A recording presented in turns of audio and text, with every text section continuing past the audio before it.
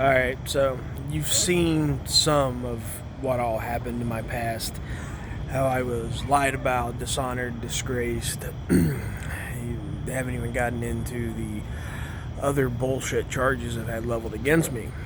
I've only have 4 misdemeanor convictions. Brought up on my fucking sentencing transcripts. And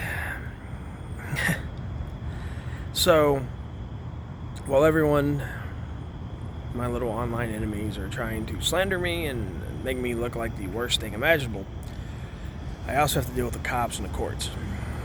And life's not easy. It has fucking sucked for the last 17 years since I got out of the Army. And seeing that, you kind of have an understanding of why I have trust issues.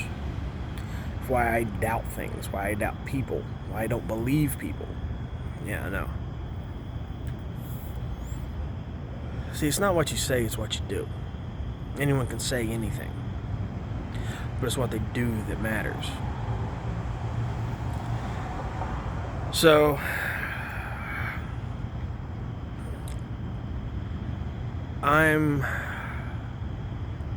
I laid that out there, and I laid it out for a reason. I laid it out for a person. We all know who she is. And I did it so that she would understand why I'm the way I am. You know, I'd rather have done 17 straight years in prison than catch and release, start a business, try to be successful, and then have it torn down because I'm getting locked up for some shit I didn't do because a bunch of punk fucking cops and lying prosecutors and fucking two-faced shithead judges exploited their authority to abuse me and take away time out of my life, keep me away from my family, my friends, businesses, opportunities, everything that I was doing trying to be a productive member of society. And believe me, there's times when I wanted to not be a productive member of society. When I've just wanted to be, alright, you want me to be a criminal? Let me show you what kind of criminal I'm going to be. I'm going to be a criminal the way the Army taught me to be a criminal. With shock and awe and absolute violence. But see, if I do that, I become the person they want me to be, so I have to suck it up, bottle it up, fight through the legal system. Use my due process of law, even though that's a fucking crock of bullshit. And you know what? Yeah. So, in the case of Little Demon Girl, she can understand why I have doubts and questions, and even though I care about her, I want some form of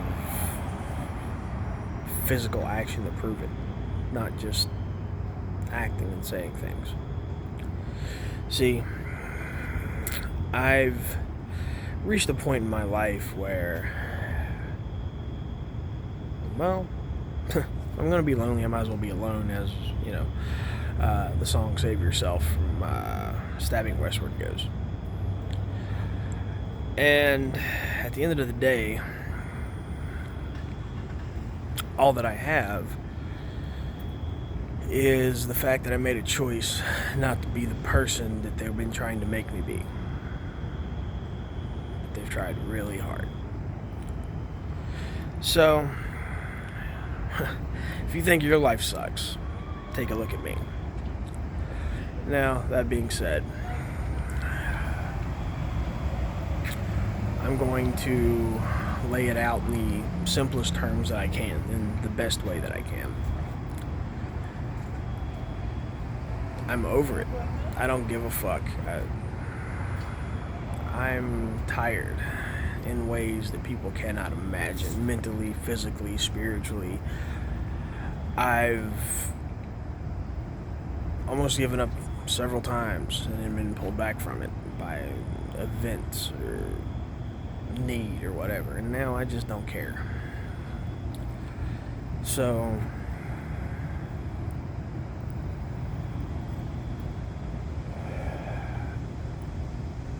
I'm stuck in a position to where people have seen me beat down in the dirt, in the gutter, in the worst place that I can possibly be, and I've let everyone see it for the whole world to see.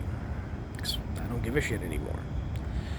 See, this is what it's like when you get attacked by the system, by people within the system who abuse the system. And yeah, there's a repercussion for my case. It's mentioned in that 2255 transcript, not transcript, motion that I filed with the Fourth Circuit. Right on those back pages, if you watch the video and pause it and read those pages carefully.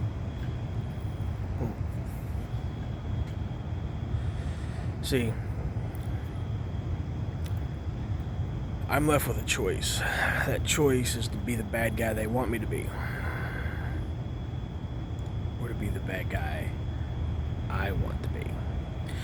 Bad guy I want to be is just the guy who's going to expose all their dirty little secrets, show them for who they are. And then when they don't have that collective authority to protect them anymore, I'm going to let the rest of society decide. Why I say that is simple. See, this is the beautiful part of my plan. I outlined it right there to the Fourth Circuit. 3 options. Option A, I have attempted to dismantle the Constitution and the social contract of the government so that the people who want a piece of the government can go get it. Because if you validate the rights of one person in society, you validate the rights of all people in society. And then there's a lot of people who have questions concerning this. And, well, it gets into something else. Something really interesting. See, there's an argument that has been made that a lot of people don't understand. A lot of white people don't understand. That I didn't understand until some guys from the Moorish Science Temple explained it to me. The Dred Scott case. See, everyone thinks the Dred Scott case was about slavery and this guy being a slave, but there's a ruling in that has never been overturned in all this time, and the members of the Moorish Science Temple want that ruling addressed. Now, that ruling deals with equal protection under law. In the Dred Scott case, they said that he was 3/5 of a man. He was 3/5 human. So he was allowed to be a slave.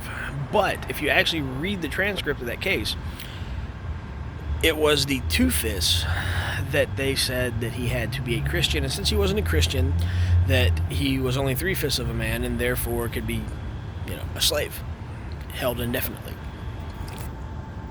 There's some other aspect of British law in this dealing with, crown colonies and such.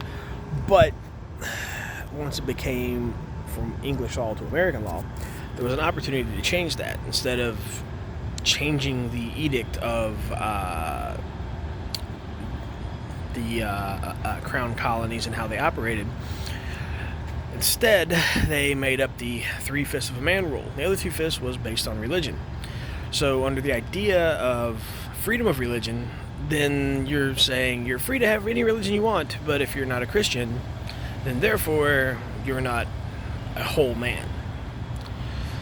Now, that same argument for equal protection under law also applies to a lot of the people who are gay. Now, if you think you're going to get Muslims and homosexuals to work together, it's not going to happen. However, they don't have to work together. They just have to work with me. Yeah. See, now,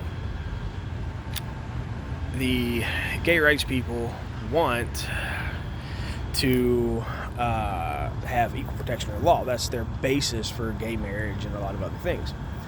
Now, don't get me wrong, I'm completely in my religion as a Christian and as a straight white man that I am against the homosexual lifestyle. However, that being said, I also swore an oath before God to uphold and defend the Constitution against all enemies, foreign and domestic, and that includes the Constitution and the rights given, enumerated by you by the Constitution, not given to you by the Constitution, since they're given to us by our Creator. And as such, I feel that the Muslims have every right to have their religion and to carry out the practices and edicts of their religion the same as I do as a Christian, the same as a person would as a Wiccan. And since many people are atheists or agnostic or whatever, they have every right to those religions as well. Equal protection under the law. Now, of course, the Muslims don't agree with this because their religion, their Sharia law, forbids it. And, well, like I said, I swore an oath before God to uphold and defend the Constitution. So that's what I do. Now, the fact that I have all of these different groups of people, all working with me, all centered around my case, all waiting to twist the knife, as it were, when things come around, is the really interesting point. And now that the federal government is involved, it is the federal Constitution which will be dismembered and dismantled. And then once it is, game on.